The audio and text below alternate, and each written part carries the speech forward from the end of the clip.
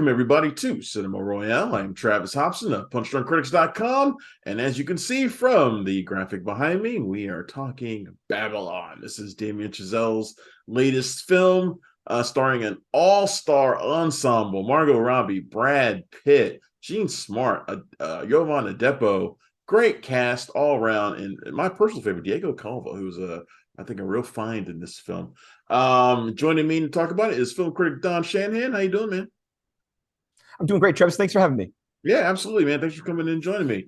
Babylon. Now, I saw this a couple weeks ago, kind of hurriedly, right? Like it's like we were about to take a trip to New York, and it's Yeah, like all of a sudden they had a last second screening, like right before I left. So I went and saw it.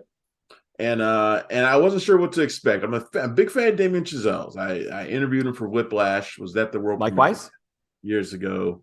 And I've liked every single movie that he's done to varying degrees.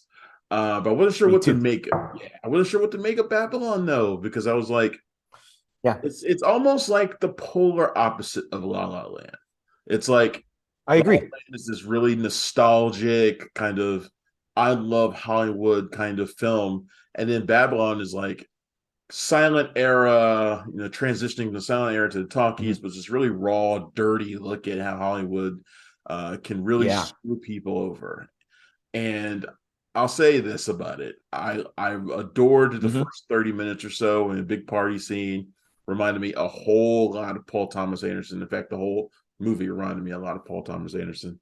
But it's Hmm. big. I think it's a little too big for him. Even at 3 hours, I think there's a lot that he doesn't get to address because he just got too much going on. But man, I was madly entertained by it though, and for all the problems that it has. What did you think about Babylon? I'm right there with you. I saw it in the awards rush of what we have. I had to watch it on a digital screener, so I had caught it at home God, more than on a 35 big millimeter, screen. man. But You it, got to watch it on the screen, on a big screen. I know, I know. I missed my chance where it was just we're all overscheduled and in a I pinch know, where man. the 4K link at home had to do. So no, I'm with you. I'm a big fan of Chazelle's work as well. I think he's one of the most energetic, kinetic, and artistic directors working, and he'll bring technical and chops to what he does that is off Yeah. the charts. I mean, what him and Linus Sandgren do together with a camera is insane.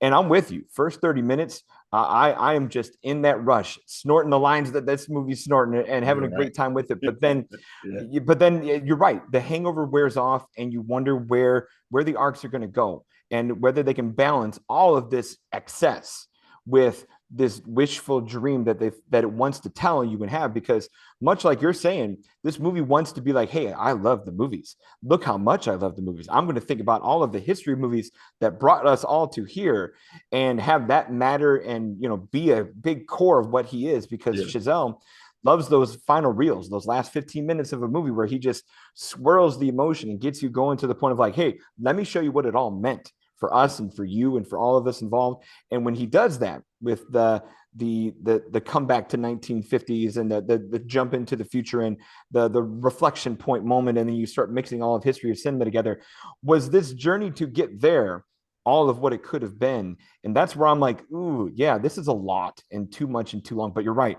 I was knee slapping entertained by just what are they going to do Yeah. next? Even the I'm with things that you. I knew, even the things that I knew weren't working at the time I was watching them, Mhm. I was still entertained by it.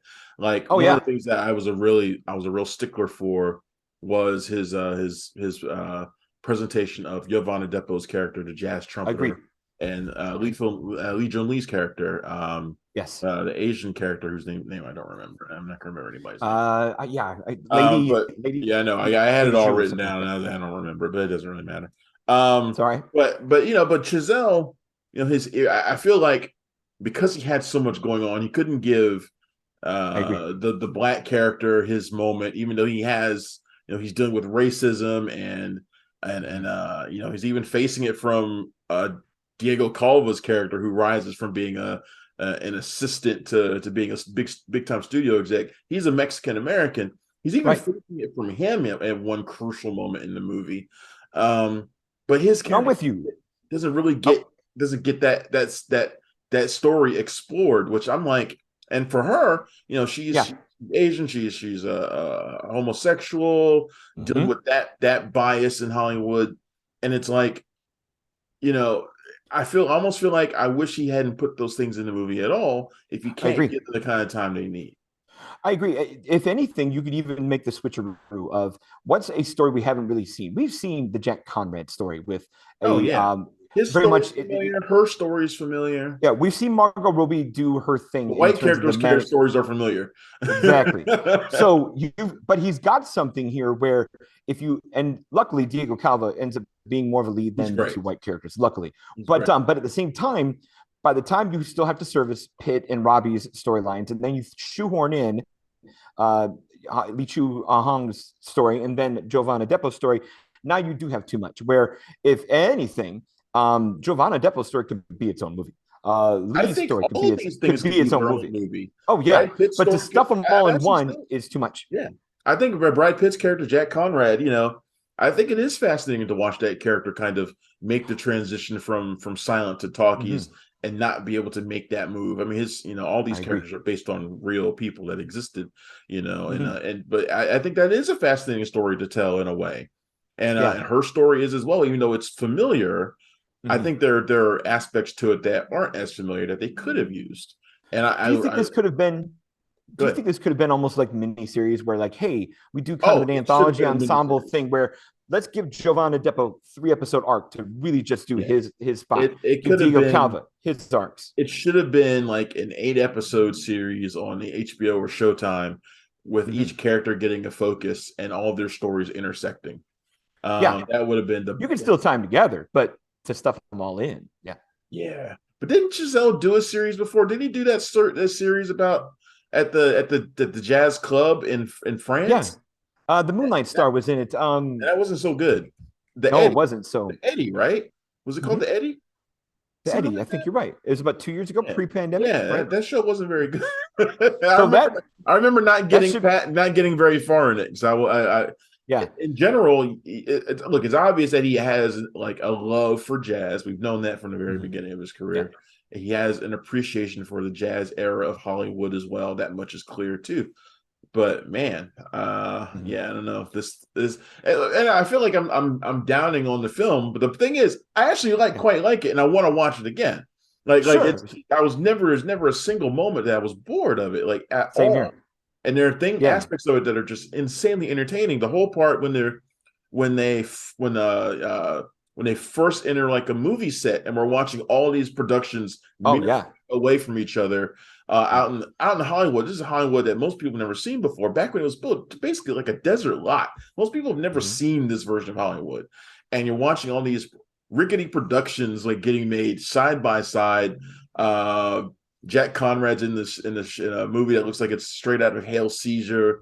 It's like there's all these things that are so much fun. Even the aspect that's I know did not need to be in the movie, which is I whispered to my friend while watching it. It was the tumbling down scene, like aspect of Boogie Nights, like when they go in like the criminal underworld, and you like Tobey Maguire is shoehorned into the movie for some reason. And I didn't need that.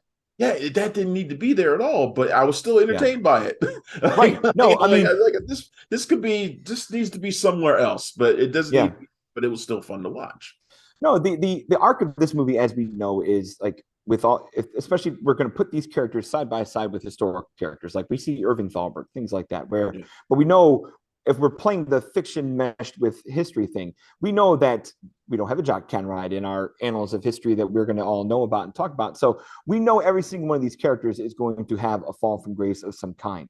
How it gets there, whether it's a Boogie Nights angle or something a little bit more original or something a little bit more poignant and worth watching, like Javon's arc. I would love to see that be played through. I love his coda, which is under supported, of like going back and just, hey, I'm back in the club again. You're just playing the music I love in a small room. I had my taste of the big movies, but here I am back where I belong.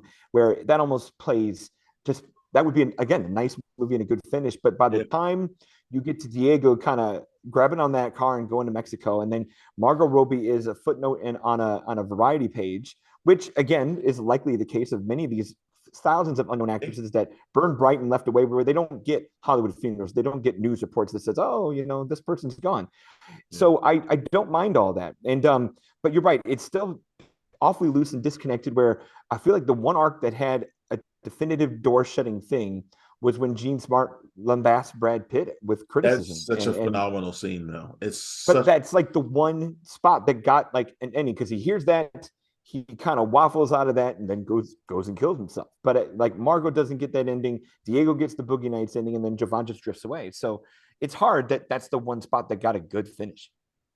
yeah. That's there are. I think each person gets like their one moment with it, like one Yeah, great scene, and that's like I think the best scene in the entire movie when I think so too. Jean Smart's character, she plays, for those who don't know, she plays a gossip columnist who knows the lay of the land and knows her place in it. And she also knows everyone else's place in it too. And That's she right. sees what's happening to Jack, and then and he's not ready for what's happening, even though he pretends like he's all for it. Once he sees that Yeah. he's not meant to be part of this new movement. He lashes out and is just trying to fight it. Yeah. But there's a What lot of did you little. Travis, what did you think of the music and the technical stuff? I love the music. Damien Chazelle's great with music. He always is. Like he uses a combination of jazz and other things. Just it's always energetic and upbeat. It keeps you interested. It keeps because the movie moves quickly. Like it moves quickly a lot. Like not just in the beginning, but even throughout. And then the music is a big part of that. And technically, like I think he's one of the best filmmakers around. The way he zooms and Same. pans and takes long takes for certain things. I think he's just brilliant the way he does it, especially in a movie like this that I know can get a little out of control, and it does.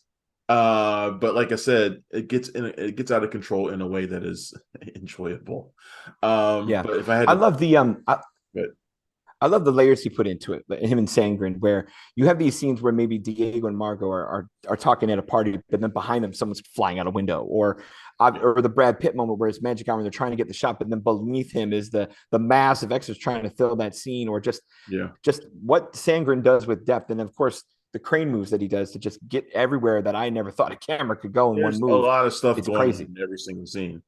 Yeah, Like there's never you can never just it's just why I think it's worth seeing more than once. There's always absolutely. something else going on. Especially in those early parts of the movie. There's a lot of Mm-hmm. stuff happening. It's never just one thing that's in focus. Like look in the background, there's other stuff going on. Like it's like their own all these little stories going on around the big story, which is probably exactly the way Hollywood is. There's all these. They always I agree. it's a city of a million stories. They say and it's Mm-hmm. this movie's a pretty good representation of that. I think it's probably going to be. It's gotten a lot of like Critics' Choice nominations, Very much so. And look, I'm happy about that as a Critics' Choice member, but it's like the reactions to it overall, critical response has been mixed, which I like agree, I'm and I think positive on it. I'm probably a little bit more on the positive side than most people, but uh, same. I can understand why people have a mixed reaction to it too. I think this is going to hit your typical, I hate to say it, red state couch surfing public, and they're going to think this is just way too excessive and way too much, almost It's in too the same long, way. also. It's It's way also too too long for long. most people. Yeah, but like I feel like this is going to be one of those like the Wolf of Wall Street kind of movies where like what we see is dazzling and what we see is well done, but it's just so filthy and dirty in terms of content that I think the people who are looking for a holiday good time are just not going to get it here. They'll be dazzled, but they'll be repulsed at the same time. You know what I mean? Yeah, I think the time of people going to pay to see a movie like this are over for the most part, Yeah, sadly. I know. But it's a 3 hour long And here I movie. am, here I am catching it on digital. Gosh, yeah, Yeah, it's a 3 hour long movie about Hollywood. So it's and most people already reject the movies where Hollywood just kind of pats itself on the back anyway. Not that this movie is, but I think that would be yeah. the perception for a lot of people No, too. So you know. yeah. I wonder how people will take that in because like you get to that big montage, tears in the eyes, singing in the rain moment, and then you hit the montage button to like show all of the technological advances of Hollywood history to as if to say, hey, this story and all these people that came before got us to here. I don't know if that's a very credible leap that Damien can make. I love that he makes that loop. I mean, he's got balls, but at the same time, that's asking a lot. Yeah, at this time of year, you're getting a lot of you always get a lot of movies that are about the power of movies in Hollywood, and Mm. you This know, has been a year for it too. A yeah, lot. yeah. I mean, Sam Mendes' Yep. Empire of Light doesn't Mm. do a similar thing, but it has a message that It tries. Yeah. kind of parallel to this. So, but they're vastly different movies. Oh gosh, yes. Yeah. Don, thanks for coming in and talk to me about Babylon. Tell people where they can find your stuff at, man. You betcha, Travis. First things first, thank you so much for having me. It's been a pleasure. Yeah, Great to rub elbows with you, Critics' Choice and HCA and all the places that we see each other. absolutely. My work can be found published on 25YL, which will be spinning off soon to Film Obsessive. The home site for me is still Every Movie Has a Lesson, which makes me look like the school teacher I look like right now, ditching class to come talk to you.